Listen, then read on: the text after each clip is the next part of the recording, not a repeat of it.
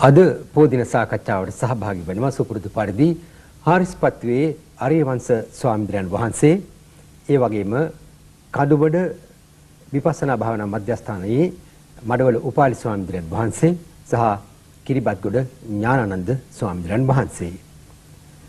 පසුගිය වැඩසටහන් කීපයේ මගින් ඔබට මතක ඇති අප කරුණු කාරණා සාකච්ඡා කළේ බුදුරජුන් විසින්ම විස්තර කොට තිබෙන බුදුගුණ යටතේ විද්‍යාචරණ සම්පන්නෝ ඒ කියන්නේ ත්‍රිවිද්‍යා ඒ වගේම අෂ්ට විද්‍යා යනාදී වශයෙන් විවිධ ඥාන වලින් සමන්විත වීමේ ස්වභාවය එහෙම නැත්නම් මේ හැකියාව කුසලතාවය එහෙම නැත්නම් මේ ස්වභාවය පිළිබඳව අප කරුණු සාකච්ඡා කළා. ඔබට මතක ඇති මීට පෙර අපි ගරු ස්වාමීන් වහන්සේලා විස්තර කළා කරුණු පූර්ව නිවාසානුස්මෘති ඥානය, චතුප්පාද ඥානය, ඒ වගේම ආශ්‍රවක්ෂේ ඥානය යනාදී වශයෙන් විවිධ ඥාන වලින් සමන්විත වීමේ ඒ සුවිශේෂ ලක්ෂණය පැහැදිලි කළා. ඊළඟට චරණ සම්පන්න බව ඒ කියන්නේ උතුම් හැසිරීම රටාව. ඒ කියන්නේ අංශ 15කින් එහෙම නැත්නම් කරුණු 15කින් මේ අංශය පැහැදිලි කළා මීට පෙර වැඩසටහන් වලදී. එහිදී අපි වැඩි වශයෙන් අවධානයට ලක් කළේ ඉන්ද්‍රිය සංවර ශීලයේ පිළිබඳව. ඒ වගේම සිහිය, වීරය සහ ප්‍රඥාව යන කරුණු ත්‍රිවිධ කරුණු පිළිබඳව එහි ඇති වැදගත්කම් පිළිබඳවත් අප ගරු ස්වාමින් වහන්සේලා කරුණු පැහැදිලි කළා. මෙහිදී තවත් අවධානයට ලක් වූ තවත් විශේෂ කරුණක් වූයේ ඔබට මතක ඇති ඉන්ද්‍රිය සංවරයෙන් ශීලය රැකෙන බවත්, ශීලය රැකීමෙන් සමාධිය ඇතිවීමත්, ඒ වගේම සමාධිය ප්‍රඥාව වර්ධනයට උපකාරී වන ආකාරය පිළිබඳවත් අපේ ගරු ස්වාමින් වහන්සේලා පසුගිය වැඩසටහනින් වලින් සවිස්තරාත්මකව කරුණු පැහැදිලි කළා. මේ අනුව චරණ ධර්ම යටතේ සමාධිය ගැන කතා කිරීමේදී වැදගත් වෙනවා. මම හිතන්නේ අපි අහලා තියෙනවා ගරු ස්වාමීන් වහන්සේ, මම මුලින්ම ඔබ වහන්සේ වෙත යොමු වන්නට කැමතියි ආරිවංශ ලංකාවට ස්වාමීන් වහන්සේ. අප අහලා තියෙනවා මේ ප්‍රථම ධානය, ද්විතීය ධානය, තෘතීය ධානය වගේ චතුර්ථ ධානය වශයෙන් මේ වගේ ධාන පිළිබඳව අප කතා කරලා තියෙනවා. නම් මෙතනදී ඔබ වහන්සේ කොහොමද මේ කියන කරුණු, ඒ කියන්නේ සමාධිය සහ මේ ධාන කියන කරුණු ධ්‍යානය ඔබ වහන්සේ කොහොමද අපිට පැහැදිලි කර දෙන්නේ? ආර්ය මාර්ගයේ සීල සමාධි ප්‍රඥා කියලා අංශ තුනක් ඇතුළත් වෙනවා. ඒ අංශ තුනට තමයි අංග 8ක් 80 ආර්ය අෂ්ටාංගික මාර්ගයක් ඇතුළත් වෙන්නේ. එයින් සීලය ගැන අපි මේ ඉස්සර කතා කරලා තියෙනවා. සීලය කියන්නේ කය වචන දෙකේ සංවරකම් මුල් කරගෙන ඇති වෙන හිතේ සකස් වීම. එතකොට වැරදි 5කින් වැළකීලා හිත හැදීම පන්සිල්, 8කින් වැළකීලා හිත හැදීම අටසිල්, 10කින් වැළකීලා හිත හැදීම දසසිල්, 227කින් වැළකීලා හිත හැදීම උපසම්පදා සීල. ඒ සීලේ පවිත්‍ර වෙන්න තරමට ඒ පුජ්‍යලයට පුළුවන් ඊළඟ පියවර දෙකට ඇතුල් වෙන්න සමාධි ප්‍රඥා. සමාධිය නමින් හඳුන්වන්නේ දැන් අපි අද කතා කරන්න බලාපොරොත්තු වෙන්නේ ඒක මුලින්ම කුසල අරමුණේ හිතේ ඇතිවන තැම්පත්කම සමාධිය. අකුසල අරමුණේදීත් හිත තැම්පත් වෙනවා. දැන් අකුසලයක් කරනකොට ඒකට කියනවා මිච්ඡා සමාධි කියලා. දැන් සතෙක් මරන්න ගියත්, සොරකමක් කරන්න ගියත්, නොපනත්කමක් කරන්න ගියත් ඒ පිළිබඳව හිතේ යම්කිසි එකඟතාවයක් එනවා ඒ කරන වැරදි වැඩ පිළිබඳව. ඒක මිච්ඡා සමාධි. මෙතනදී අපි සමාධිය හැටියට ගන්නේ මිච්ඡා සමාධිය නෙමෙයි. එතකොට කුසල අරමුණේ හිත තැම්පත් වීම. ඒ නිසා ඒ විදිහේ කුසල අරමුණු ඔස්සේ හිත තැම්පත් වීමේදී අපට අරමුණු 40ක් ඉදිරිපත් කරලා තියෙනවා කර්මස්ථාන වශයෙන්, සමත වශයෙන්. ඒ සමත කර්මස්ථානයක් අරමුණු කරගෙන භාවනාවේදී හිතේ ඇතිවෙන තැම්පත්කම සමාධිය. ඒක කොටස් තුනක් තියෙනවා. සෙනික සමාධිය, උපචාර සමාධිය, අර්පණා සමාධිය කියලා. ඒ සෙනික සමාධියත් වශයෙන් මල් පහන් පූජා වන්දනා වත් පිළිවෙත් වලදීත් ඇති වෙනවා ටික වෙලාවක් හිතේ තැම්පත්කම. භාවනා කරන අයටත් විනාඩි 5ක් 10ක් පැය භාගයක් වගේ දෛනික වශයෙන් පුරුදු කරන අයට සෙනික සමාධියක් එනවා.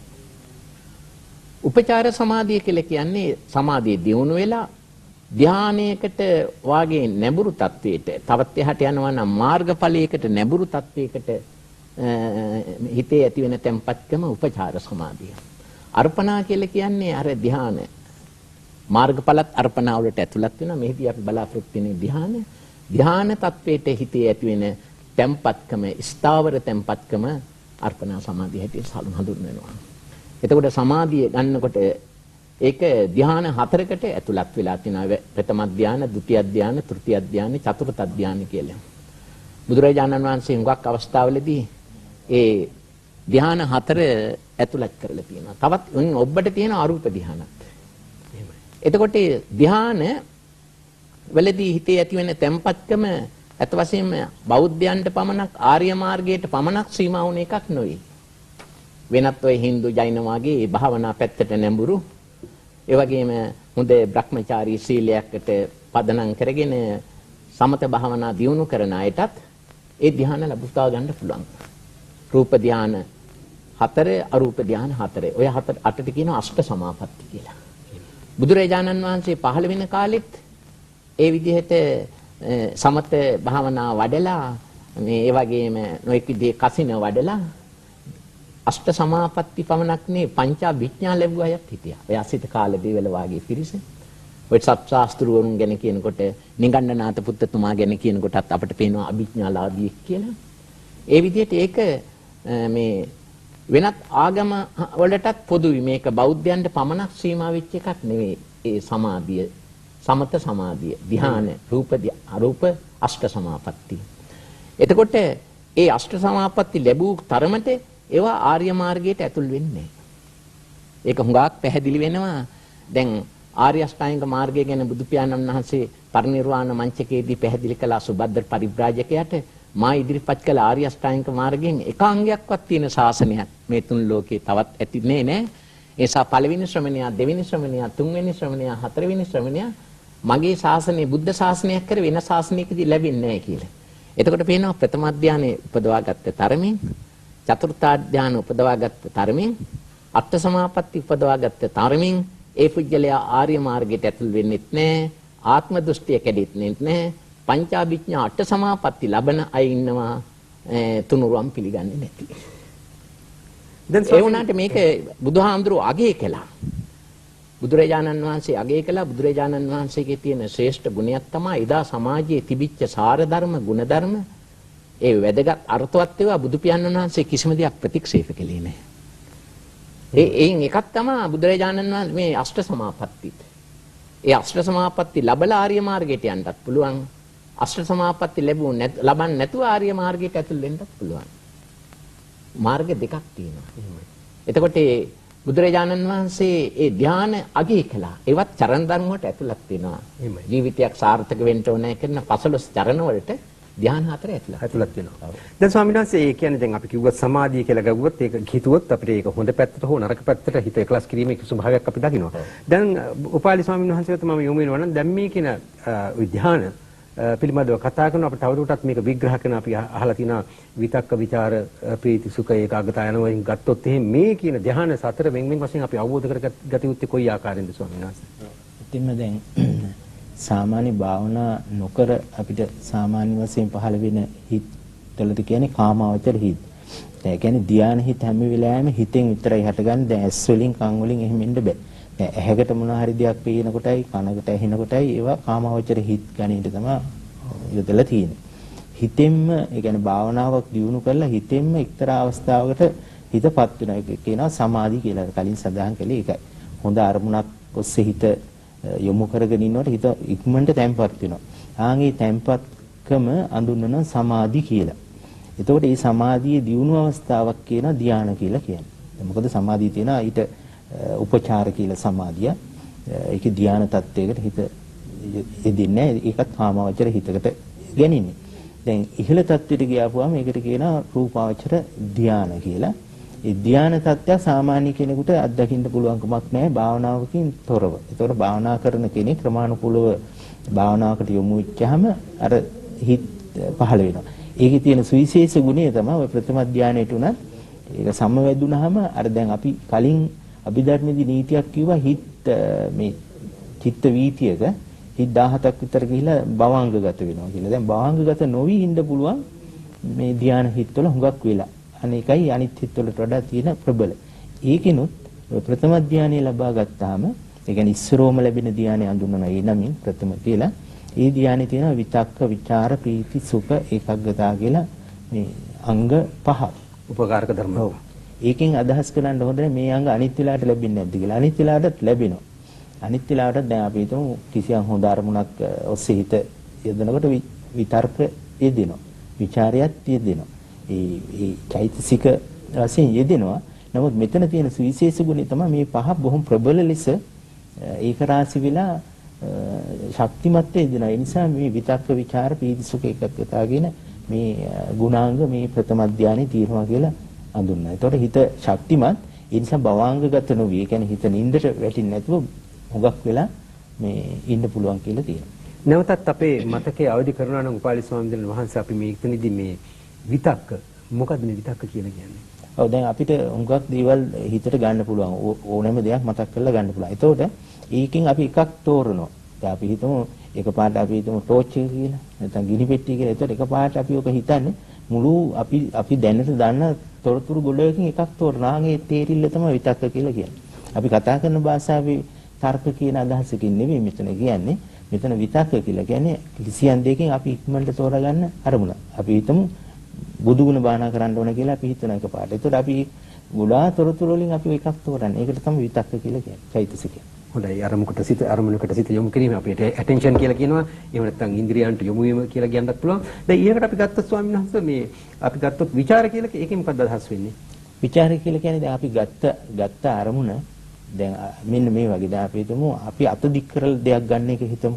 දැන් අපි පොතක් ගන්නවා. එතකොට අපි ඊට පස්සේ කරන්නේ මේ පොතේ පිට කවර හරි මොන හරි බලනවා දිගහැරලා. ඒ වගේ තමයි විචාරය කියන්නේ. ගත්ත අරමුණ පිරික්සලා බලනවා.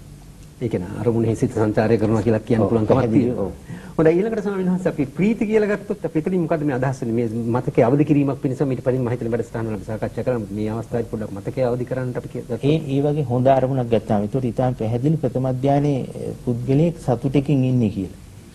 දැන් හුඟක් විට දැන් භාවනාවක් කරනකොට කෙනෙක් හිතනවානේ කලකිරිලා ඉන්නවා කියලා. දැන් මේකෙම පැහැදිලි ප්‍රථම ධානය ලබා ගත්තොත් එයාට ඒ ස්වභාවයේ ඉන්නකම්ම ප්‍රීති කියලා චෛතසිකයක් යෙදිලා තියෙනවා. ඒතකොට අපි දැන් අර hina වෙන වගේ ප්‍රීතියක් නෙමෙයි එතන කියන්නේ. එයාට යම්කිසි සොම්නසක් හිත තුළ નિરાයසයෙන්ම තියෙනවා. ඒ සතුටම තමයි ප්‍රීති කියලා කියන්නේ. සිතේ ඇති වෙන සතුටක් හැටියට ප්‍රසන්නයි. හොඳයි ඊළඟට සුඛ කියලා කිව්වොත් ස්වාමීන් වහන්සේ මෙතනදී අදහස් කරන්නේ හිතට ලැබෙන ඒ වෙලාවේ විශාල සුවයක්. ඒක තමයි සුඛ කියලා. වේදනාව කියන්නේ චෛතසිකේම. ඒ කියන්නේ සුඛ කියලා හඳුන්වනවා. දැන් මෙතන තව දුරටත් පැහැදිලි කරගන්න ඕන මේ ප්‍රීති සහ සුඛ අතර වෙනස අපි කොයි විදිහට වෙනස බලන්න පුළුවන් වෙන්නේ. දැන් මෙහෙම හිතන්න පුළුවන්. දැන් ඔන්න ලෙඩෙක් හොඳ වෙනවා. එතකොට එයාට සුවයක් නේ දැනෙන්නේ. එහෙමයි. එතකොට කෙනෙක් සතුට වෙනවා කවුරු හරි හිතවතික් දැකලා. එතකොට එයාට ප්‍රීතියක් නේ දැනෙන්නේ. එතකොට ප්‍රීතිය තුල සුවේ තියෙන්න පුළුවන්. හොඳයි. ඊළඟට අපි ගත්තොත් එහෙම ඒකාග්‍රතාව. මේ මොකද ස්වාමීන් වහන්සේ? අර ඒකාග්‍රතාව තමයි අර කලින් අපි සමාධිය කියලා කිව්වේ. දැන් හැම හිතකම ඒකාග්‍රතාව කියලා තියෙනවා. දැන් හාමුදුරන් වහන්සේ අරිවංශ හාමුදුරුවෝ පැහැදිලි කළා මේ සමාධියක් තියෙනවා මිච්ඡා සමාධිය කියලා. ඒ හින්දා තමයි ඒකාග්‍රතාව කියන චෛතසිකේ හැම හිතකම තියෙනවා. ඒ කියන්නේ සබ්බචිත්ත සාධාරණ හිත. ඒතකොට භාවනා කරන වෙලාවේ හොඳ අරමුණක් මත තියෙන එකටත් ඒකාග්‍රතාව කියන එක සමාධි බලයෙන් සමාධි නමින් හඳුන්වනවා. ඒතකොට ඒකට කියනවා සම්මා සමාධිය. කියන්නේ යහපත් සමාධිය. අර වැරදි අරමුණේ දැන් අපි හිතමු කෙනෙක් තුවක්කුවක් මානගෙන ඉන්නවා සතෙකුට. හිත ඒකෙම තියාගෙන ඉන්නවා කියලා. එතකොටත් අපිට පේනවනේ හිත එකක වෙලා තියෙනවා කියලා. ඒකට කියනවා මිච්ඡා සමාධිය කියලා.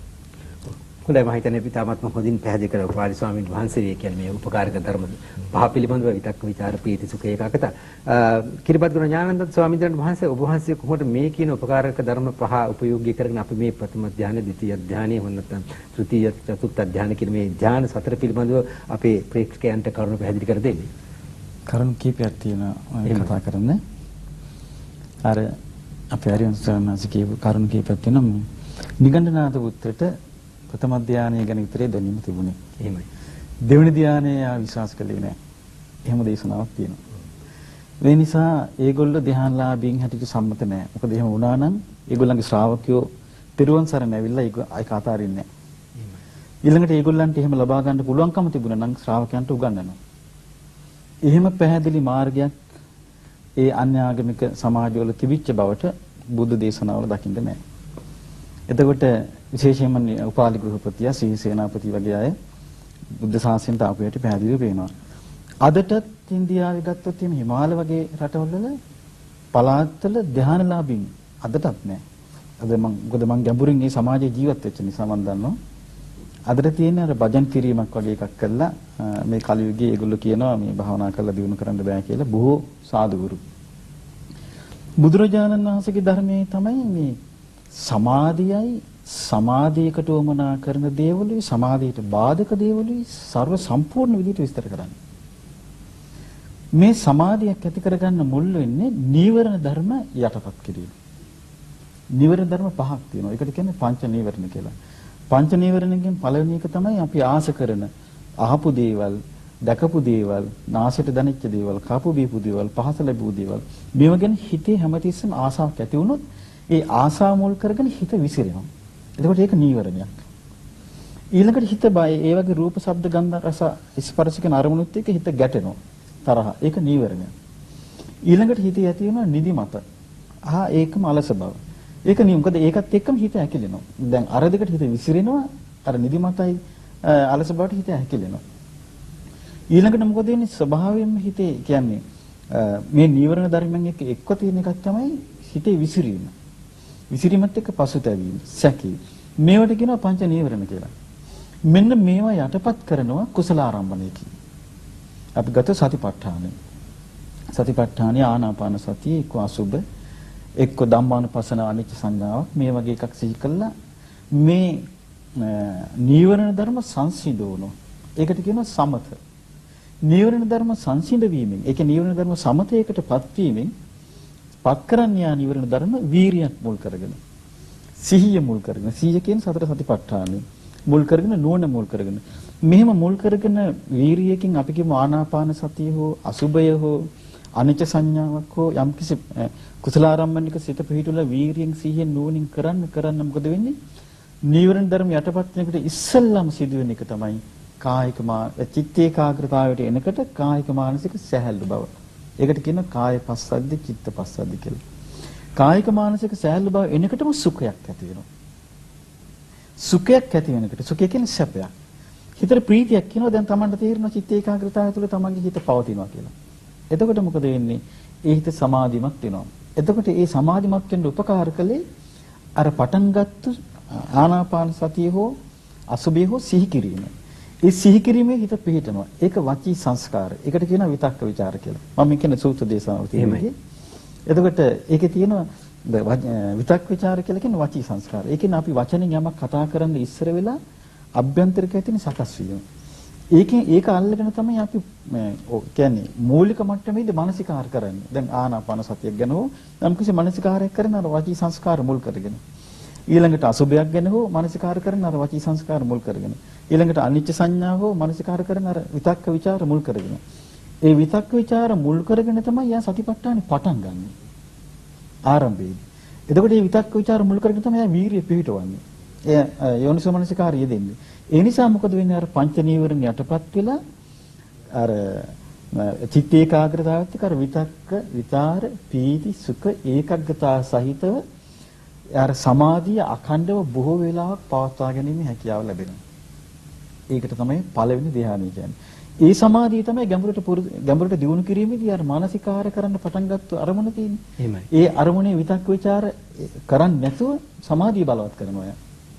ඒ මූල කාරණාට බහැර කරනවා. ඔව්. ඒ පටන් ගත්ත එකේ ඒක ප්‍රථම අංගේ එයා නැති කළා, එයා ඒක බහැර කළා ගැඹුරටපත් වෙන. ඒක තමයි දෙවෙනි ධ්‍යාන කියන්නේ. අන්න ඒ වගේ තමයි ධ්‍යාන දියුණු වෙන බවට මේ බුද්ධ දේශනාවේ දක්වලා තියෙන්නේ. ඒ උපකාරක ධර්ම එකින් එක අඩු කරලා පංච නීවරණයටපත් වීමෙන් තමයි මේක වෙන්නේ. උපාලි ස්වාමීන් අරිවංශ ස්වාමීන් වහන්සේ වහන්සේ ධානාංග පහගෙන ලස්සන උපමාවක් තියෙනවා. එහෙමයි. මම හිතන්නේ අභිධර්ම සංග්‍රහයේ ඔය ධානය ගැන සඳහන් කරනකොට ඒ කියන්නේ රූප අරූප ධානය. ඒවට කියන්නේ මහග්ගත සිත් ගැන කියනකොට අර ධානාංග පහ ගැන ලස්සන උපමාවක් තියෙනවා. අර බමරා නැත්තම් මීමැස්සා මල කැවිලා වහන්නේ කියලා. මුලින් මීමැස්සා මල එකපාරට වහන් ඉස්සර මල වටේ කැරකිනවා. කැරකිල්ල තමයි මලේ වහන්නේ. අර මලේ වහන්ට මල වටේ කැරකීම විතක්ක. ඊළඟට මලේ වහලා මලේ උඩ ටිකක් ඇවිදිනවා. විචාර. ඊපස්සේ තමයි රොන් උරන්ට යන්නේ. ඒ රොන් උරන්ට එනකොටම හිතට සතුටක් එනවා. පීති.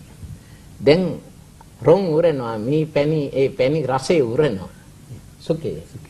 ඊපස්සේ රොන් උරලා ටිකක් වෙලා නිස්සද්දව ඉන්නවා. අර නිකන් ඒ වෙලාවේ මත් වුණා වගේ ටිකක් වෙලා නිස්සද්දව ඉන්නවා. ඒක තමයි ඒකග්ගතා කියලා. ලස්සනට ඒක උපමාවක් තියෙනවා. එතකොට ওই ධානය ගැන කියනකොට ඒත වශයෙන්ම ධ්‍යාන බෞද්ධයන්ට සීමා වෙන්නේ නැහැ. ලෝකේ කවදක් තියෙනවා මාර්ග තුනක්. අපාය මාර්ගය. ඒකට බුදුවරයෙක් ඕනෙන්නේ නැහැ, ආගමක් ඕනෙන්නේ නැහැ. පව්කම් කරන අය, පස්පව් නොඑක් විදිහේ අකුසල් කරන අය ඒ අකුසල මානසික මට්ටමකට පුරුදු වෙච්ච අය මරණ මොහොතේ ඒ අකුසල මානසික මට්ටමින් මැරෙන අය සතර අපායට උරුම වෙනවා. ඒකට ආය ආගමක් අවශ්‍ය නැහැ. ඊළඟට තියෙනවා ස්වර්ග මාර්ගය. ඒකත් කවදත් ලෝකේ තියෙනවා. දිව්‍ය ලෝක ස්වර්ග 7ක් තියෙනවානේ. දිව්‍ය ලෝක 6යි මනුෂ්‍ය ලෝකයයි කියන 7ම ස්වර්ග සුගති කියලා කියන්නේ කාම සුගති. ඔව්. ඒ 7මටම යන්න බෞද්ධ වෙන්න ඕනේ නැහැ. කාමාවචර කුසල කරන ඕනම කෙනෙකුට ඒ කාමාවචර අකුසලයෙන් වැළකීලා කාමාවචර කුසල මට්ටමින් පින් දහම් වල නැඹුරු වෙලා ඉන්න අයට මරණ මොහොතේ ඒ කුසල මානසික මට්ටම ඉතිපත වුණොත් එතනින් පස්සේ සුගති 7. ඒකටත් ආගමක් අවශ්‍යත් නැහැ, බුදුවරයෙක් අවශ්‍යත් නැහැ. ස්වර්ග මාර්ගය කවදත් තියෙනවා. අනිත් එක බ්‍රහ්ම ලෝක මාර්ගය. ඒකත් කවදත් ලෝකේ තියෙනවා. අර විදිහට අකුසලයෙන් වැළකීලා පින් දහම් වලට නැඹුරු වෙලා මේ සමත භාවනා වඩලා ධ්‍යාන ලබන්න පුළුවන් ඕනම කාලයක බුද්ධ ශාසනයක් ඒකට අවශ්‍ය නැහැ. ඒ ප්‍රථම ධ්‍යාන, ဒုတိ ය ධ්‍යාන, තෘතිය ධ්‍යාන, චතුර්ථ ධ්‍යාන විතරක් නෙවෙයි අරූප ධ්‍යාන 4 ලබන්නටත් බුද්ධ ශාසනයක් අවශ්‍ය නැහැ. අපිට ඒකට පැහැදිලිව පේනවා අසිත කාලදේවල තාපසයා. අසිත කාලදේවල තාපසයා ධ්‍යානලාභියෙක්. එතකොට එතුමා අර කියලා තියෙනවා මට මේ සිද්ධාර්ථ කුමාරයා අනාගතයේ බුදු වෙනකොට මට දකින්න ලැබෙන්නේ මං අරූප තලයේ උපදින නිසා කියලා. එතකොට පේනවා අරූප ධ්‍යාන උපදවල තියෙනවා. ඒ වගේම මේවත් ඇතුළත් වෙන්නේ රූප ධ්‍යාන, අරූප ධ්‍යාන ඇතුළත් වෙන්නේ භව තණ්හාව පදනම් කරගෙන. කාම ලෝකයේ උපත ලබන්න තියෙන ආශාව නිසා පින් දහම් කරන අය ඉපදෙනවා කාම තණ්හා මුල් කරගෙන කාම සුගති 7. ඒ කාම සුගති වල නොඑක් දුක් කරදර තියෙනවා. ඊට වඩා හොඳයි ධ්‍යාන සුවයෙන් ඉන්න රූප බ්‍රහ්ම ලෝකවල උපදිනවා නම් කියලා හිතන අය එතන තියෙන්නේ ඒ භව තණ්හාව රූප බ්‍රහ්ම ලෝකවල උපදිනවා. රූපයක් තියෙන එකත් කරදරයක්. ලෙඩ දුක් හැදෙනවා. ඒ නිසා අරයාගෙත් ආත්ම තියෙනවා. ආත්ම හැඟීම තියෙනවා. රූපයක් නැතුව මම දිගටම අර විදිහට ආත්මීය වශයෙන් මං ජීවත් වෙන්න ඕනේ කියන තණ්හාව අරූප තණ්හාව ඒක තියෙන අයට අරූප තලවල උපදිනවා. ඔය මාර්ග තුන බුද්ධ පාද කාලයකක් තියෙනවා නැති කාලවලක් තියෙනවා. බුදුහාමුදුරුවෝ බුදුනේ අපායට යන මාර්ගයෙන් වළක්වන්න ටික පැහැදිලිනේ. ස්වර්ගයට යන මාර්ගය පෙන්වලා නවතින්න නෙවෙයි. බඹලොවට යන මාර්ගය පෙන්වලා නවතින්න නෙවෙයි. බුදු පියාණන් වහන්සේ පැහැදිලි කළා කොතන ඉපදුනත් ප්‍රශ්න තුනකට යටත්. ජරා, ව්‍යාධි, මරණ. මනුෂ්‍ය ලෝකයේ අය මැරෙන බව, ජරා ව්‍යාධි මරණ වලට යටත් වෙන බව තේරෙනවා. නමුත් ස්වර්ගයේ ඉන්න දෙවියන් මැරෙන බව සාමාන්‍ය මිනිස්සාගේ බුද්ධියට තේරුම් ගන්න බැරි වුණා. අවුරුදු ලක්ෂ ගණන්, දසලක්ෂ ගණන් ආයුෂය. ඒ නිසා සමහර අදිමනසක් ගොඩනගා ගත්තයි කිව්වා දෙවියන් දිව්‍ය ලෝකයේ දෙවියන් සදාකාලිකයි කියලා. ජරා ව්‍යාධි මරණ ජය ගන්න තරම් විනිවිද දැකිය හැකි මනසක් කියාට නිදර්ශනා මනසක් තිබුණේ. ඒ නිසා ඒ අය ස්වර්ගයට යන මාර්ගය පෙන්වුවා. තව ධ්‍යාන ලබාගත් අභිඥා ලබාගත්තා. ඊට වඩා අදිමනසක් දිනු කරගෙන දැක්කා දෙවියනුත් අවුරුදු ලක්ෂ ගණන් ගිහිල්ලා ජරා ව්‍යාධි මරණ වලට යටත් බ්‍රහ්මයන් මැරින්නේ කල්ප ගණන් ආයුෂ. ආකින්ජන් චන්නායතන නේව සංඥානාශනය කරනගෙන බ්‍රහ්ම ලෝකයේ ආයුෂ හැටියට සලකන්නේ මහා කල්ප 84000ක්. එතකොට මහා කල්ප 84000ක් ගත වෙලා මැරෙනවා කියන එක තේරුම් ගන්නට ලෞකික ධ්‍යානලාභියෙකුට පුළුවන්කම නැහැ. අපේ ලෞතර බුදු පියාණන් වහන්සේ ਸਰවඥතා ඥාණයෙන් දැක්කා කොතන ඉපදුනත්, මනුෂ්‍ය ලෝකේ වුණත්, දිව්‍ය ලෝකේ වුණත්, බ්‍රහ්ම ලෝකේ වුණත් කොතන ඉපදුනත් ඒක භවය, කාම භව, රූප භව නේද? එහෙමයි. ඒ කොතන ඉපදුනත් ජරා ව්‍යාධි මරණ වලට යටත් බුදුහාමුදුරුවෝ ලෞතර බුද්ධත්වයේ ලැබුවේ ස්වර්ග මාර්ගයේවත් බඹලෝ යන මාර්ගේ පෙන්වන්නට නෙවෙයි, ජරා ව්‍යාධි මරණ ජය ගන්න නිර්වාණ මාර්ගේ පෙන්වන්නට. ඒකයි බුදුදහමේ තියෙන ස්වාධීනත්වය. සමම් පැහැදිලිව කියනවා ධ්‍යාන අවිඥා ලබන්නට බෞද්ධ වෙන්න ඕනේ නැහැ කියලා. ආර්ය මාර්ගය හා නාරි මාර්ගය පැහැදිලි කරන තැන බුදු පියාණන් වහන්සේ පැහැදිලිවම දේශනා කළා. ධානලාභීන් ධානයේ ආත්මීය වශයෙන් අරගෙන බ්‍රහ්මයා සමග එකතු වෙන බ්‍රහ්ම සහවියතාවේ ලබන මාර්ගයේ හැටියට ධ්‍යාන සමාධිය අය හඳුන්වා දුන්නා. බුදුරජාණන් වහන්සේ ධ්‍යානයේ අන්තර්ගතයත් ත්‍රිලක්ෂණයට නගන්ට උන්වහන්සේ උපදෙස් දුන්නා. බෞද්ධ මාර්ගයේ අනිත් අයගේ මාර්ගයේ තියෙන ප්‍රධාන වෙනස වෙනත් ආගමිකයෙක් ධ්‍යානයක් ලැබල ඒ ධ්‍යානය ආත්මීය වශයෙන් අරගෙන එතන නවතිනවා. බුදුරජාණන් වහන්සේගේ ආර්ය මාර්ගයේ තියෙන ලක්ෂණේ ඒකේ ධ්‍යාන පහු කරනවා. ඊටමත් ඉහළ තලයකට යනවා. නමුත් ධ්‍යාන ත්‍රිලක්ෂණයට ලක් කරනවා.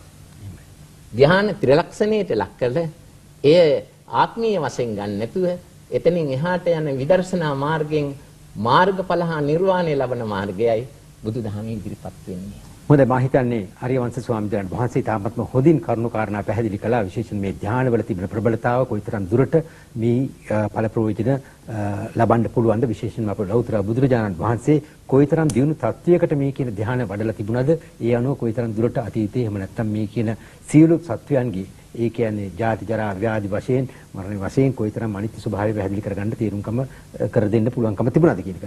දැන් මම මෙතනදී අපේ මඩවල උපාලි ස්වාමීන් වහන්සේ වෙත යොමු වෙනවා නම් අපි දන්නවා මේ කියන උපකාරක ධර්ම, ඒ කියන්නේ විචාර ප්‍රීති විතක්ක විචාර ප්‍රීති සුඛ ඒකකතා කියන මේ උපකාරක ධර්ම එකින් එක බැහැර කරලා මේ කියන චතුත්ථ ධානය කියන தത്വයට පත්වීමේ ස්වභාවය සාමාන්‍ය පුද්ගලයන් වශයෙන් අපි කොයිතරම් දුරට මේක අපි උකහාගත යුතුද, කොයිතරම් දුරට මේක තේරුම් ගත යුතුද, ඊට අපට ලැබිය හැකි ඵල ප්‍රයෝජන කොයි ආකාරයෙන්ද අපි තේරුම් ගත යුත්තේ කියන එක පැහැදිලි කළොත් ඔබ වහන්සේ.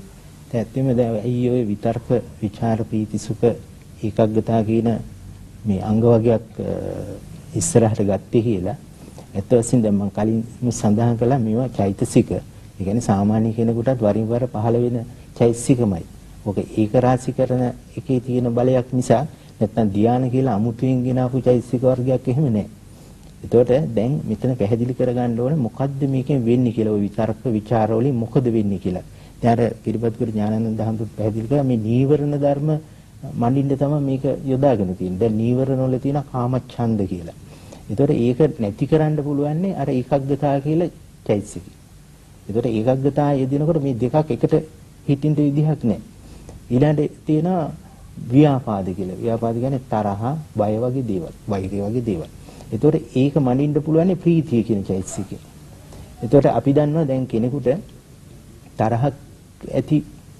තරහක් තියෙන වෙලාවක මේ ප්‍රීතියක් තියෙන්නේ. ප්‍රීතියක් තියෙන වෙලාවක තරහක් කියන්නේ. ඒ නිසා තරහ ආව පුද්ගලෙක් හරි මේ හිනහගස් එව්වොත් එයාට අර තරහ එකපාරට නැති වෙනවා. ඒතකොට ඒකෙන් තේරෙනවා චෛතසික අර විරුද්ධ චෛතසික තමයි මේ ධාන අංග පහෙන් ඇති කරලා තියෙන්නේ. ඒතකොට කාමච්ඡන්දේ ඒකග්ගතා කියන චෛතසිකේනොත් ව්‍යාපාදයේ කියන එක ප්‍රීතිය කියන චෛතසිකේනොත් අර නිදිමත කියන එක විතර්ක කියන චෛතසිකය. අපි දන්නවා කල්පනා වැඩි වෙච්චාම නිින්ද යන්නේ. ඒතකොට කල්පනා කරන්න පුළුවන් නිතර වෙනවා කියන්නේ විතර්ක කියන එක. ඒතකොට විතර්ක චෛතසිකෙන් තමයි තීන මිද්දේ මඩින්නේ. නිදිමත ගතිය මඩින්නේ. ඊළඟට උද්දච්ච කුක්කුච්ච කියලා තමයි නොසන්සුන්තාව. නොසන්සුන්තාවය තමයි සුවයෙන් නැති වෙන්නේ. දැන් අපි හිතමු පොඩි ළමයෙකුට ඉතින් පොඩි ළමයෙකුට පැදුරක් දාලා නිදා ගන්න සැලසෙනවා. සමහර විට නිින්ද යන්නේ නැහැ. මෙට්ටයක් වගේ එකක් තිබ්බහම නිින්ද යනවා. ඒතකොට එයාට සුවේ දෙනකොට අර නොසන්සුන් ගතිය නැති වෙනවා. ඒතකොට ඒකම තමයි පුද්ගලයේ නොසන්සුන්තාවය සුවේ කියන සුභයෙන් නැති වෙනවා. ඊළඟට විචිකිච්ඡා කියන එක, සැකේ කියන එක, ਵਿਚාරය කියන චෛතසිකෙන් නැති වෙනවා. ඒතකොට ඊටාම් පැහැදිලි ප්‍රථම ධානයේ චෛතසික පහෙන් නීවරණ ධර්ම පහ මඩින්න පුළුවන්කමක් තියෙනවා. ඒ නිසා මේ චෛතසික පහ ඉස්මතු කරලා ගත්තා. ඒ මිසක් තවත් චෛතසික 20 ගණක් විතර යෙදෙනවා ඔය හිතේ. ඒ කියන්නේ ධානය හිතේ. ඒතර මේ පහ මතුකලේ මේ පහේ තියෙන අර නීවරණ ධර්ම පහ මඩින්න පුළුවන් ගති පහ. ඒ නිසා ප්‍රථම ධානය එහෙම කිව්වා. ඊළඟ දෙවෙනි ධානයට යනකොට ද්විතිය ධානයට යනකොට විතක්ක ਵਿਚාර නැති කරලා එයා කල්පනා නොකරම භාවනාවේදී අරමුණ හිටලා තියෙනවා. ඒ සුවේ සහ ප්‍රීතිය නිසා.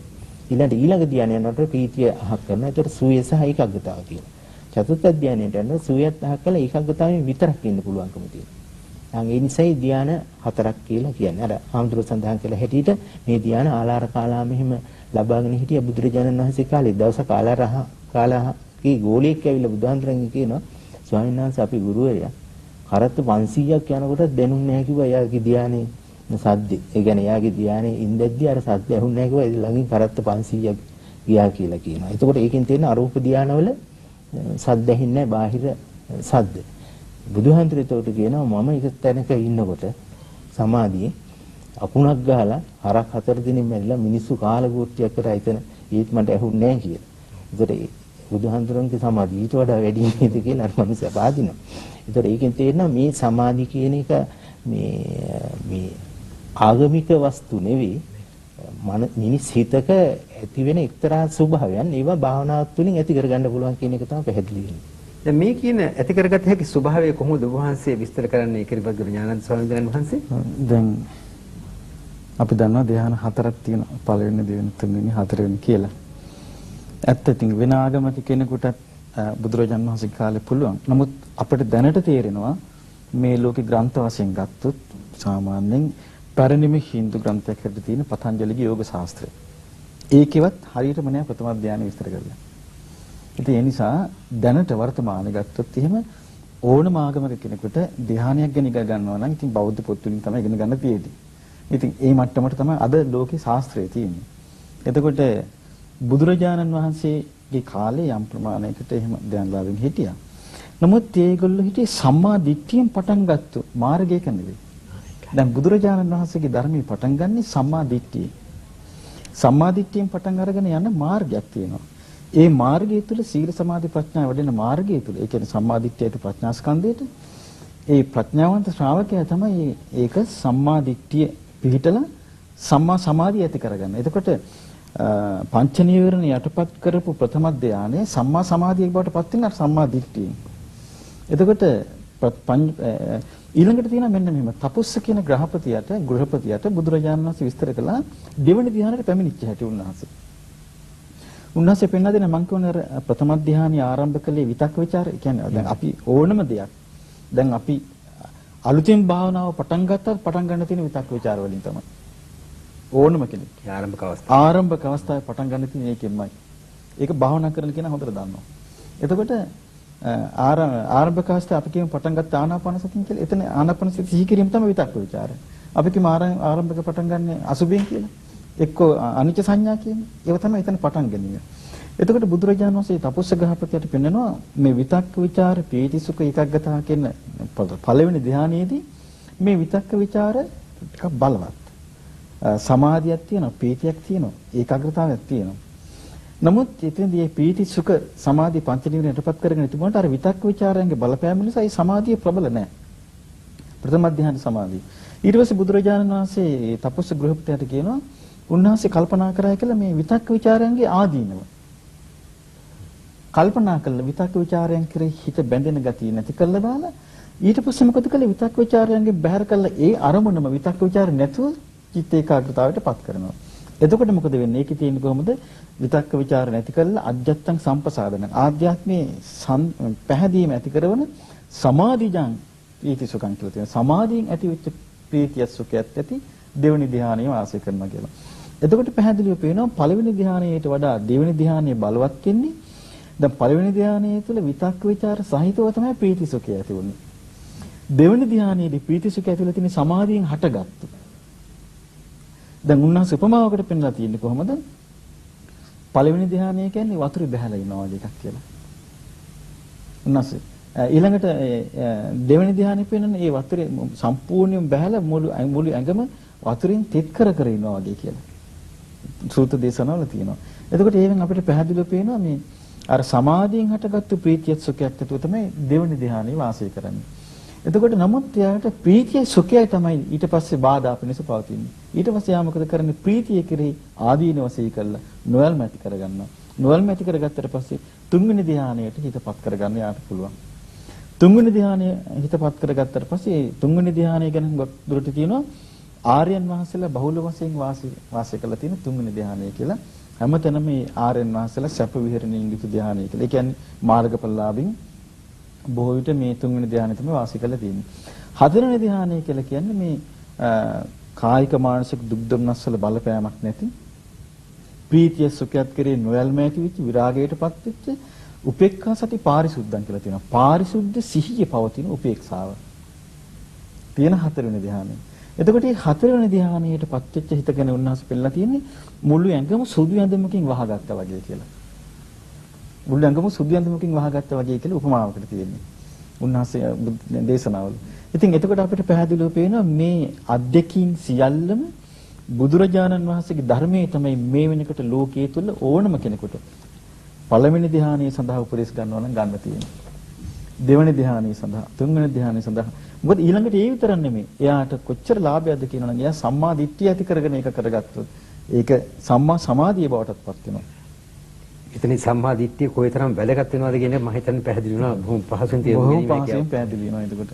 එතෙන්දී හරියට වැදගත් වෙනවා. ධ්‍යානය කියන්නේ විතක්ක ਵਿਚාර පීති සුඛ නෙවෙයි. ඒවා ධානාංග. ඒකාග්‍රතාවයයි ධානය.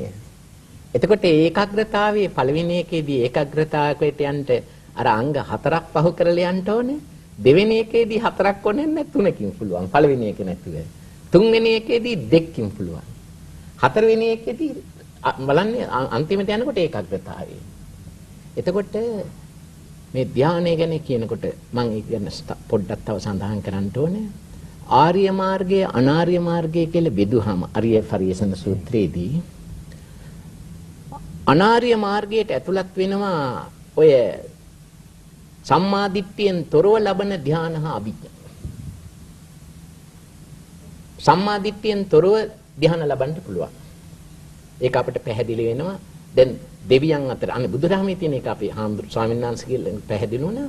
බුදුදහම අනුව වැඩ කරනකොට ආගම් වල උගන්වන ස්වර්ග මාර්ගයේ ප්‍රාථමික වශයෙන් බුදුදහමේ හඳුන්වලා දීලා තියෙනවා.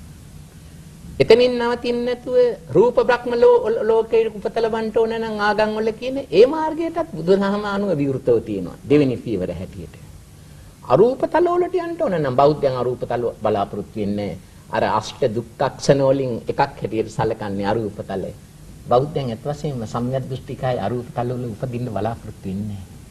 නමුත් අරූප තල වල ඒකෙන් පේනවා අරූප තල වල උපදින්න වෙන්න පුළුවන් අරූප ධානය. රූප ධානය ඉක්මවපයිද. එතකොට අරූප ධානය ලබන්නත් පුළුවන් බෞද්ධ නොවන අයට. එතකොට අපේ ඥානානන්ද ස්වාමීන් වහන්සේ හොඳට පැහැදිලි කරා මම ඒක අගය කරනවා. ඒ ධානය ආර්ය මාර්ගයට හරවන්ට සම්මා දිට්ඨිය පාදක වෙන්න ඕනේ. එතකොට බුදුහාමුදුරන්ගේ කාලේ වෙනකොට අපේ ස්වාමීන් වහන්සේ මතක් කළා අත් වශයෙන්ම ක්‍රිස්තු පූර්ව 6 වෙනි සතවර්ෂයේ අදට වඩා ලෝකේ ආධ්‍යාත්මික පැත්ත දියුණුයි. හින්දු ආගම අදට වඩා හුඟක් දියුණුයි. ජෛන ආගමත් දියුණුයි. ඒ ආගම් වල හිටියා ධ්‍යානලාභී, අෂ්ට සමාපත්තිලාභී. අද ඒ තත්ත්වේ නෑ. ඒ ගැඹුර නෑ. අද තියෙන නිකම් බුද්ධ පූජා පැත්තට බර වෙච්ච. ජෛන ආගම ගැන චුට්ටක් කියපු නිසා මම කියන්න. නිගණ්ඨනාථ පුත්‍රගේ ආශ්‍රමයට චිත්ත ගෘහපතියා ගියා. ඔව්. ගියපු වෙලාවේ චිත්ත ගෘහපතියාගෙන් චිත්ත ගෘහපති කියලා කියන්නේ අනාගාමී. පළවෙනි දෙවෙනි තුන්වෙනි හතරවෙනි ධ්‍යානෙ දක්වා ධ්‍යාන දියුණු කරලා මේ ඊළඟට සංයෝජන 10න් සංයෝජන ඕරම්භාගී සංයෝජන 5 ප්‍රහාණය කරපු අනාගාමී ශ්‍රාවකයෙක්. ඉතින් මෙයා නිකම්මට නිගණ්ඨනාථ පුත්‍රගේ ආරාමයට ගියා. නිගණ්ඨනාථ පුත්‍රයා ඇහුවා මෙන්න මෙහෙම ප්‍රශ්නයක්. ඇහුවා චිත්ත ගෘහපති ඔබ අදහනවද විතක්ක ਵਿਚාර නැති සමාධියකට සමාදින්න පුළුවන් කියලා. ඔබ අදහනවද කියලා ඇහුවා. ඉතින් මෙයා කිව්වා මම අදහ ගැනීමක් නම් මගේ නෑ කිව්වා. කියනකට ශ්‍රාවකයන්ට කියනවා බලන්න මේ බුදුරජාණන් වහන්සේගේ බුදුහාම ශ්‍රමණ ගෞතමයන්ගේ ඔය හොඳ ශ්‍රාවකෙක්. එයා පිළිගන්නේ නෑනේ. දෙවෙනි ධ්‍යානෙ කියලා කියනවා. ඔය සංයුත්තනික ඇතින දේශනාව. එහෙමයි. එතකොට එතකොට චිත්තගෘහපති කියන ස්වාමීනි මම මේක පිළිගන්නේ නෑ. නමුත් මම මේ විතක්ක ਵਿਚාර ප්‍රීතිසුඛ ඒකග්ගතා සහිත පළවෙනි ධ්‍යානයට සමවැදී වාසය කරනවා. මම විතක්ක ਵਿਚාර සංසිඳවලා දෙවෙනි ධ්‍යානයට පැමිණලා වාසය කරනවා. මම ඒ ඊළඟට ප්‍රීතිසුඛත් සංසිඳවලා තුන්වෙනි ධ්‍යානයට සම්පූර්ණ ඒකාග්‍රතාවයෙන් හතරවෙනි ධ්‍යානයට පැමිණ වාසය කරන නිසා මට ඒක ඇදහිීම් මාත්‍රයක් නෙමෙයි කියනවා. කියනකට එයා නිගණ්ඨනාථ පුත්‍ර කේන්ති ගන්නවා. මොකද බුදුරජාණන් වහන්සේට විරුද්ධව ගොඩක් ශ්‍රාවකයන් මෙහෙම එක්කෙනෙක් කියලා. සම්මාදිට්ඨි නැති. ඉතින් ඊට පස්සේ කියනවා මේ බලන්න මේ ශ්‍රමණ ගෞතමයන්ගේ ශ්‍රාවකයන්ගේ හැටි දැන් දිව දෙකේ කතාවක් කිව්වේ කියනවා. එතකොට චිත්තගෘහපති කියනවා නෑ මම කිව්වේ ශ්‍රද්ධාවෙන් කියන්නේ හුදෙක් අදා ගැනීමක් නෑ මම ඒක මට ඒක ප්‍රත්‍යක්ෂ අවබෝධයක්. එතකොට මේ දේශනාවෙන් පැහැදිලිවම පේනවා මේ නිගණ්ඨනාථ පුත්‍ර දෙවන ධ්‍යානයේ විශ්වාසන කරපු කෙනෙක්. ඉතින් දෙවන ධ්‍යානයේ විශ්වාසන කරපු ශාස්ත්‍රුන් වහන්සේගේ ශාසනයක ධ්‍යානලාභින් කොහෙද? අපිට වැදගත් වෙන්නේ ඒක නෙමෙයි. අපේ ශාසනය තුල බුදුරජාණන් වහන්සේ අන්‍යාගමික ප්‍රශ්න නෙමෙයි අපිට වැදගත් වෙන්නේ. අපේ ශාසනය තුල බුදුරජාණන් වහන්සේගේ බුද්ධ ශාසනය තුල අපි ලබන්නා වූ ප්‍රතිලාභ ටික. මේක තමයි අපිට වැදගත්ම දේ. බුදුරජාණන් වහන්සේගේ ශාසනය තුල තෙරුවන් සරණ ගිය ශ්‍රාවකයෝ හැටියට අපිට කොයිතරම් ලාභයක්ද මේ උදා වෙලා තියෙන්නේ. ඒ සමාධිය ගැන පරිපූර්ණ ඥානයක් අපිට ලබා ගන්න පුළුවන් මේ බුද්ධ දේශනාවල් තුලින්. ප්‍රඥාව ගැන පරිපූර්ණ ඥානයක් ලබා ගන්න පුළුවන්. ඉතින් ඒ නිසා අපිට සීලයත් පරිපූර්ණ සීල කර අපේ ස්වාමීන් වහන්සේ කිව්වේ ශික්ෂාපද දෙතිය විද්‍යාසකින් පරිපූර්ණ සීලයක් මේ ලෝකෙ වෙන කොහෙන්ද හොයාගන්නේ? ඒක බුද්ධ ශාසනය විතරයි. ඊළඟට සමාධිය ගැන කියනනම් මේ අදටත් පැහැදිලිව මොකද අපි දන්නවා බටහිර ලෝක රටවල් වල බුද්ධ ආගමට විශේෂයෙන්ම මෙන්නේ භාවනාව ඔස්සේ. අපිට පැහැදිලිව පේනවා මේ සමාජය තිබිච්ච එකක් නෙවෙයි. ඊළඟට අදටත් ඉන්දියාවේ ගත ගොඩාක්ම ප්‍රචලිත වෙලා තියෙනවා ගෝයන්ක ජීතුමාගේ භාවනාව. ඒතකොට අපිට පැහැදිලිව පේනවා මේ අදටත් අපිට හරි සතුටු වෙන්න තියෙන කාරණේ තමයි මේ බුද්ධ දේශනාව තුළ සීලයත් හොඳට තියෙනවා. සමාධියත් හොඳට විස්තර කරනවා. ප්‍රඥාවත් හොඳට විස්තර කරනවා. ඉතින් තිරුවන් සරණ ගිය අපිට මේ බුදුරජාණන් වහන්සේ තුල තිබිච්ච විද්‍යාචරණ සම්පන්න ගුණයන්කින් පරිපූර්ණ උන්වහන්සේ තුල තිබිච්ච දේවල් තමයි අද අපිට ලැබිලා තියෙන්නේ. මෙතන මූලිකත්වයේ මම හිතන විශේෂත්වය හිලා සැලකිය යුතු වන්නේ සම්මා දිට්ඨිය කියන එක කොයිතරම් වැදගත්ද කියන එකයි අපි අවබෝධ කරගත යුතු වන්නේ. මොකද මම හිතන්නේ මේ කියන කරුණු අනුව අපි දැන් මේ වෙන විට චරණ ධර්ම 15 පිළිබඳව අපි කරුණු කාරණා සාකච්ඡා කළා. අවසාන වශයෙන් මේ චතුත් ධානයත් කරුණු සාකච්ඡා කිරීමෙන් අනතුරුව මම හිතන්නේ මින් ඔබට අපි යනවා නම් අප අහලා තියෙනවා තවදුරටත් බුදුගුණ සදාහන් කිරීමේදී සුගතෝ ලෝකවිදෝ අනුත්තරෝ පුරුෂ ධම්මසාරති සත්‍යාදී මොනසන බුද්ධෝ භගවතෙන්. දැන් මෙතනදී ස්වාමීන් වහන්සේ මෙතන සුගතෝ මොකද්ද මේ සුගතෝ කියන වචනයෙන් අදහස් කරන්නේ ආරියවංශ ස්වාමීන් වහන්සේ? සුගත කියන බුදුරජාණන් වහන්සේගේ අපරිමිත බුදුගුණ බුදුරජාණන් වහන්සේම ගුණ 1කට 9කට ඇතුළත් කරලා ඉතිපිසෝ පාඨයෙන් හඳුන්වලා දීලා තිනවා. ඒකේ 4 වෙනි ගුණය හැටියට සුගත. ඒ සුගත කියන එක බුදුගුණ ඒ ලස්සන බුදුගුණ අලංකාරය මේ ටික පැහැදිලි කරලා තිනවා. යහපත් කොට යෙතයි සුන්දර තැනට සැපතයි සොඳුරු බස් කියතයි කියති ඒ මුනි සඳුත සුගතයි. යහපත් කොට යෙතයි බුදුරජාණන් වහන්සේගේ ගමන් විලාසය ඊටාම ශාන්ත දාන්ත සුගත. උන්වහන්සේ ගමන බොහොම යහපත්. ඒ වගේම දකින්න අයගේ ප්‍රසාදයට හේතු වුණා ගමන. ඒ වගේම සුන්දර තැනට සැපතයි. බුදුරජාණන් වහන්සේ පැහැදිලි කළා නිර්වාණය තමයි ලෝකේ පරම සැපත කියලා. නිර්වාණයේ පරම සැපත කියනකොට තවත් ලෞකික වශයෙන් ඉමහා සැපත තියෙනවා. ඒවා බුදුහාමුදුරුවෝ ප්‍රතික්ෂේප කළේ නැහැ. නමුත් පරම සැපත තමයි නිවනේ. ඒ පරම සැපත බුදුරජාණන් වහන්සේ අගය කරමින් ඒ සඳහා ඕනේ කරන ගමන් මාර්ගය පැහැදිලි කරලා දුන්නා. සොඳුරු බස් කියතයි. බුදුරජාණන් වහන්සේගේ තියෙන තව විශේෂයක් තමයි උන්වහන්සේගේ වචන ඊටාම සුන්දරයි. උන්වහන්සේ රළු වචන පාවිච්චි කරේ නෑ ජීවිත කාලේ. උන්වහන්සේ පාවිච්චි කරලා තියෙන සමහර නොහික්මුණු පුද්ගලයන් සඳහා පාවිච්චි කරලා තියෙන වචනේ තමයි මෝග පුරුෂ කියන එක. ඊට මෝග කියන්නේ හිස් පුද්ගලයා කියන එක. ඒ මිසක් උන්වහන්සේ තඩ වචන ගොරෝසු වචන පාවිච්චි කරලා නෑ.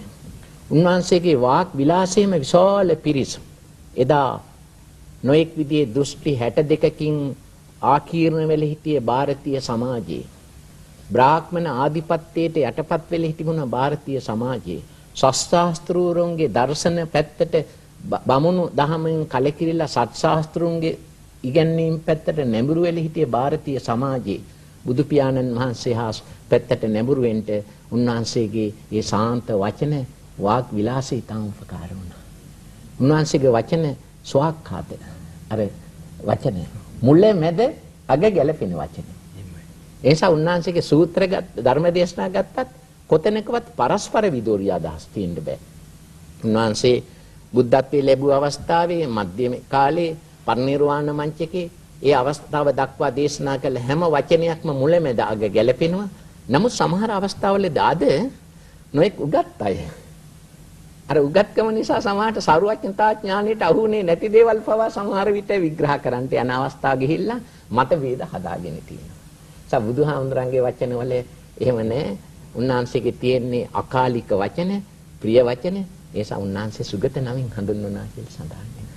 අපේ පාලි ස්වාමීන් වහන්සේ ඔබ වහන්සේ කොහොමද මේ කරුණ අපිට තවදුරටත් විස්තර කර දෙන්නේ? සුගත.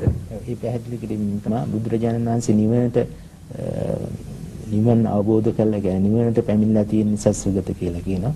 ඒ කියන්නේ හොඳම ගමනක් කරලා තියෙන අවසන් කරලා තියෙන්නේ.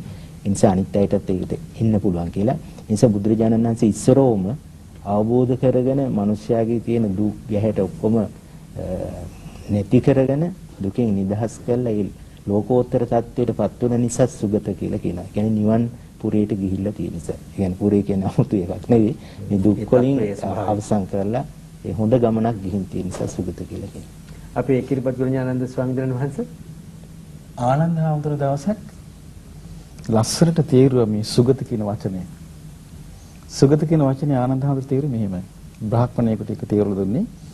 කියනවා යමෙක් රාගය ක්ෂය කිරීමේ ප්‍රතිපදාවකට පැමිණිලා, ද්වේෂයේ ක්ෂය කිරීමේ ප්‍රතිපදාවකට පැමිණිලා, මෝහය ක්ෂය කිරීමේ ප්‍රතිපදාවකට පැමිණිලා, ඒ ප්‍රතිපදාවේ ගමන් කිරීම නිසා රාගයයි ද්වේෂයයි මෝහයයි ක්ෂය වුණාද ඔහු සුගත නම් වේ. හරියම ලස්සනට ආනන්ද හාමුදුරුවෝ ඒක තෝරලා දුන්නා. එතකොට අපිට ඒකෙන් පැහැදිලිව පේනවා එහෙනම් රාග ද්වේෂය මෝහය ක්ෂය කරන්නා වූ ආර්ය අෂ්ටාංගික මාර්ගයේ තමන් තුළින්ම ගුරු උපදේශ රහිතව සොයාගෙන ඒ මාර්ගයේ ගමන් කළා රාග දේශ මොහ ක්ෂය කළා. විත රාගී විත දෝෂ විත මොහි බවට පත්වීමමයි සුගත. ඊටමත් ලක්ෂණයට පැහැදිලි කරලා තියෙනවා ඒ.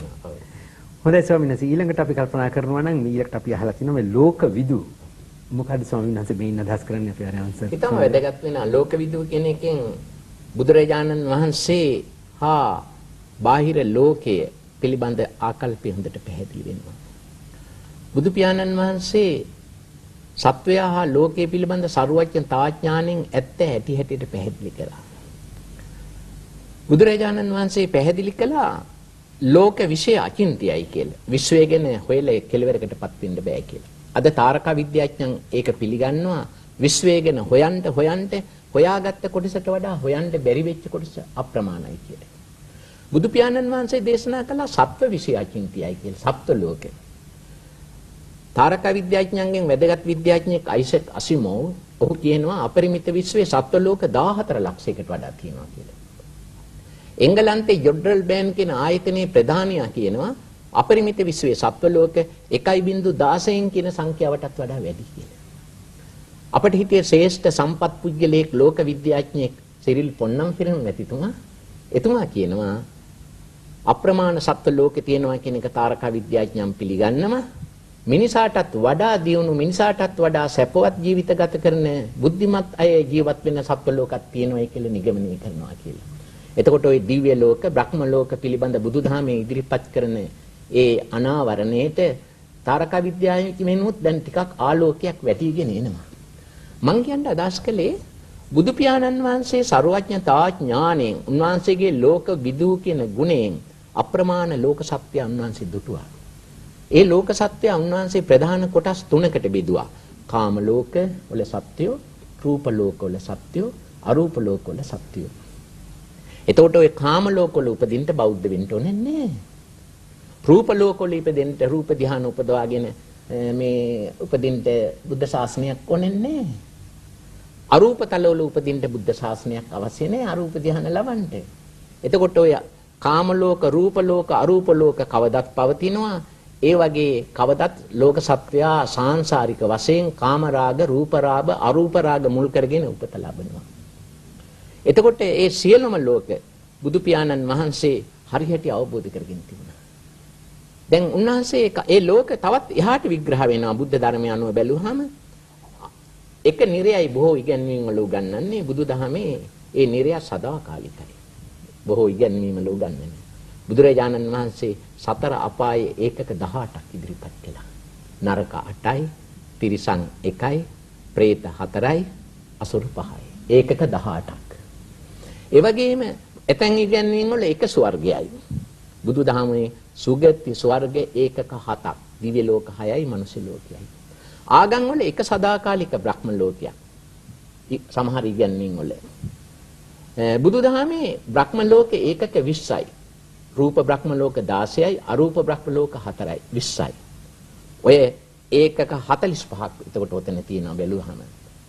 නව සත්තා වාසෝටත් ওই ටික ඇතුළත් වෙනවා. බුදුහාමුදුරුවෝ සර්වඥතා ඥාණයෙන් බැලුවා දැක්කා ඔය කොතන ඉපදුණත් ජරා ව්‍යාධි මරණයට යටත් ඔය කොතන ඉපදෙන්නේ තණ්හා මාන තණ්හා උපාදාන නිසා. එතකොට බුදුරජාණන් වහන්සේ ওই ත්‍රිවිධ ලෝක පිළිබඳ නියම තත්වයක්, එහි සත්වයන්ගේ පිළිබඳ නියම තත්වයක් සර්වඥතාඥාණයෙන් අවබෝධ කරගෙන ලෝකේ ඒවා නොදත් අයට අනාවරණය කරලා දුන්න නිසා බුදු පියාණන් වහන්සේ හඳුන්වන ලෝක විදු කියලා.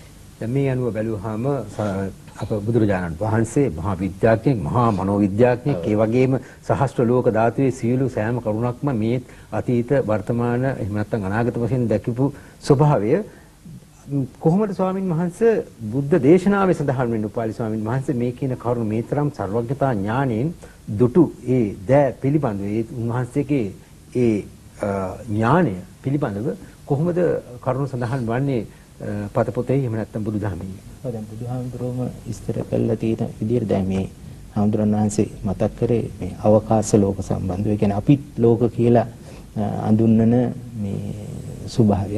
බුදුහාමුදුර තවත් ඒ අදහසක් කියන ලෝක කියලා මේ පංචස්කන්ධ ලෝක කියලා.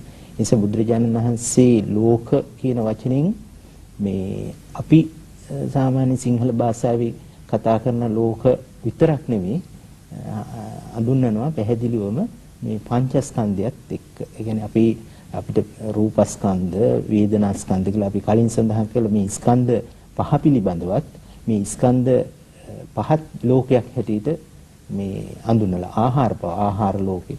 දැන් එතකොට පැහැදිලි වෙනවා ලෝක කියලා වචනින් අදහස් කරන්නේ බුදුහාමුදුරුවෝ මේ paludu වෙන නැත්නම් විනාශ වෙන ස්වභාවයක් තියෙනවා කියලා. දැන් ඒත් වශයෙන් අර ලෝකයේත් එහෙම තමයි.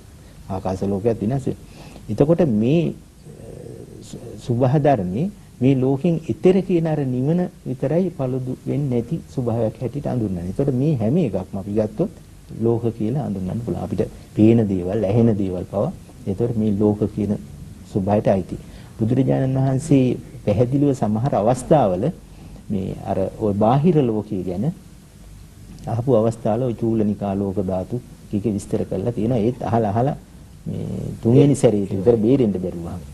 හුඟක් කීට බුදුහාමුදුරුවෝ පැහැදිලිම කරන්නේ මේ අපිට තියෙන මේ අභ්‍යන්තරික සහ අපිට මේ එකපාරට සම්බන්ධ වෙන මේ සංයෝජන වෙන ඒ ලෝක තමයි බුදුහාමුදුරුවෝ පැහැදිලිව කරන්නේ. අපේ කිරිපදර ඥානানন্দ ස්වාමීන් වහන්සේ ඔබ වහන්සේ කොහොමද මේ කියන කරුණ මේ කියන සංකීර්ණ ස්වභාවය අපිට උකහා ගන්න පුළුවන් වෙන තේරුම් ගන්න හැකියි කොයි අතරින්ද? බුදුරජාණන් වහන්සේගේ ලෝක විද්‍ය ගුණය හරිම ආශ්චර්යමත් එකක්. එක තැනක තියෙනවා දැන් අපි ගත්තොත් දැන් සප්ත ලෝකයත් ඒ වගේම දැන් අපි සැලකන මේ ග්‍රහ ලෝක ගැනත් බුදුරජාණන් වහන්සේගේ ආකල්පයේ ලස්සන සිදුවීමක් තියෙනවා. උන්වහන්සේ එක දවසක් ප්‍රකාශ කළා තියෙන ආනන්ද හාමුදුරන්ට මේ කකුසඳ බුදුරජාණන් වහන්සේගේ අභිභූ කියන ශ්‍රාවකේ සිකි බුදුරජාණන් වහන්සේගේ අභිභූ කියලා ශ්‍රාවකේ දස සහසී ලෝක ධාතුවට සොරෙන් ඒ කියන්නේ තමන්ගේ ශබ්දය නිකුත් කරලා කතාබස් කරලා තියෙනවා. ඉතින් බුදුරජාණන් වහන්සේට කොච්චර පුළුවන්ද කියලා අහනවා. අන්න එතනදී උන්වහන්සේ අර උපාලි හාමුදුරුවෝ වගේ අර තුන්වෙනි වතාවක් කියලා හිටියට පස්සේ තමයි ආනන්ද හාමුදුරන්ට ප්‍රකාශ කළේ මේ හිරුසඳු ගේ එළියවටන ග්‍රහවලල්ල තියෙනවා. මේ වගේ ග්‍රහ චක්‍රාවට 1000කට කියනවා දසසහසී කියලා. ඒ වගේ ඒවා 1000කට කියනවා චූලනිකා කියලා. ඒ වගේ 3කට කියනවා තිසහසී ලෝක ධාතු කියලා. මේ සියලුම ලෝක ධාතු වලට ආලෝකයේ ඔස්සේ බුදුරජාන් වහන්සේගේ හඬ උන්වහන්සේට යවන්න පුළුවන් කියලා. ඊටාම ඒ කියන්නේ අතිශයම නවීන විද්‍යානුකූල දෙයක්. ඒ කියන්නේ මේ කාලේ තමයි මේ වගේ වචන කතා කරන්න පුළුවන් කාලේ. නමුත් උන්වහන්සේ ඒ කාලේ ඒක කතා කරලා තියෙනවා. ආලෝකයේ ඔස්සේ ශබ්දය යවලා කතා කරලා ඒ ලෝකවල ඉන්න ජීවීන්ට මේ ධර්මයේ පණවිඩය යවන්න පුළුවන් කියලා. ඒ එකක්. ඊළඟට ලෝක කියලා උන්වහන්සේ සැලකුවා අර අපි අරියවංශ ස්වාමීන් වහන්සේ පෙන්වා දුන්නා වගේ මේ නිරය, තිරිසන් ලෝක, പ്രേත ලෝක, අපාය, දිව්‍ය ලෝක, බඹලෝ ආදිය. ඊවෙන් උන්වහන්සේ ලෝක විදු වෙන්නේ උන්වහන්සේ දන්නවා ඒ නිරේ උපදින්න හේතු වන කාරණා මාර්ගය. උන්වහන්සේ දන්නවා പ്രേත ලෝකෙ උපදින්න හේතු වන කාරණා, තිරිසන් ලෝකෙ උපදින්න හේතු වන කාරණා, දිව්‍ය ලෝකෙ උපදින්න හේතු වන කාරණා. ඒ වගේම උන්වහන්සේ දන්නවා මේ කිසිම ලෝකයක නූපදී ඒ ලෝකෙන් ඈතර වෙන කාරණා. මේ නිසා ලෝකයේ පිළිබඳ යමෙක් යම් ආකාර පරිපූර්ණ දැනීමක් ලැබිය යුතුද? ලෝකේ උපතක් කරා යනවා නම් එහෙම. ලෝකේ නිදහස් වෙනවා නම් එහෙම. ඒ සියලුම කාරණා තුළ උන්වහන්සේ පරිපූර්ණයි. ඒ නිසා උන්වහන්සේ දුගති ලෝකයේ උපත නොලබන්න උන්වහන්සේ මාර්ගයක් කියලා දුන්නා. මෙන්න මේවා කරන්න එපා. දුගතිය යනවා. ඊළඟට සුගතිය උපදින්න මාර්ගයක් පෙන්වා දුන්නා. මෙන්න මේවා කරන්නේ සුගතිය යනවා. ඊළඟට දුගති සුගති කියන සීල ලෝකයන්ගෙන් නිදහස් වෙන්න මාර්ගයක් කියා දුන්නා. මෙන්න මේ මාර්ගය ගමන් කරන්නේ හැම ලෝකයකම නිදහස් වෙලා ලෝතුරු නිවනටපත් වෙනවා කියලා. ඉතින් ඒ බඳු ආකාරයට පරිපූර්ණ ඥානයක් උන්වහන්සේට ඇති වුණේ අර ලෝකවිදු ගුණයෙන් තමයි. දැන් මෙතනදී ස්වාමීන් වහන්සේ අපි අහලා තියෙනවා බුදුන් වහන්සේ ඇතැම් විට දේශනා කළා තියෙනවා මේ ගැන හිතන්න යන්න මේ අචින්තයයි මේකේ ඉමක් කොනක් නැහැ. නමුත් යම් යම් ඉල්ලීම් මත හෝ එහෙම නැත්නම් විවිධ අවස්ථානුකූලව මේ කියන සංකීර්ණ කරුණු පිළිබඳව යම් යම් කරුණු දේශනා කළා තියෙනවා. දැන් බුදුන් වහන්සේ ඇත්තටම දේශනා කළ කොටස සාපේක්ෂව බලපුවාම දේශනා නොකළ කොටසත් එක්ක ඒ පිළිබඳ අවබෝධයක් ලබා ගැනීම හැකියාවක් අපිට තියෙනවද? කොයි හැරි තැනක සඳහන් වෙනවද උන්වහන්සේ දේශනා කළා තියෙන්නේ මේ පමණයි. නමුත් මීට වඩා මේ කියන සර්වඥතා ඥාණයෙන් මීට වඩා ලෝකයේ විනිවිද දකින්න මහා ගැඹුරු අන්දිමින් මේක දැකීමේ ස්වභාවයක් Taman තුල තිබුණා. උන්වහන්සේ තුල තිබුණාය.